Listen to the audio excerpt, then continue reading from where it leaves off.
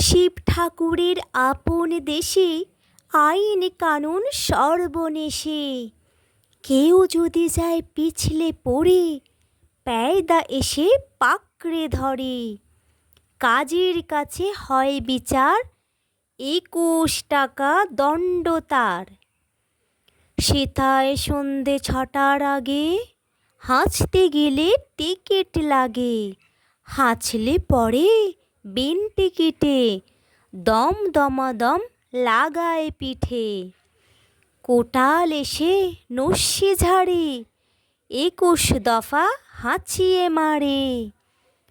কারুর যদি দাঁতটি নড়ে, 4টি টাকা মাশুল ধরে। কারুর যদি গোঁফ গজায়, 100 আনা ট্যাক্স চায়।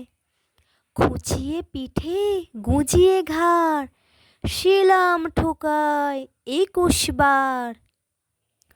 চলতে গিয়ে কেউ যদি চায়, এদিক ওদিক ডাইনে বাঁয়। রাজার কাছে খবর ছোটে, পল্টনেরা লাফিয়ে ওঠে। দুপুর রোদে ঘামিয়ে তাই 21 হাতা জল গেলায়।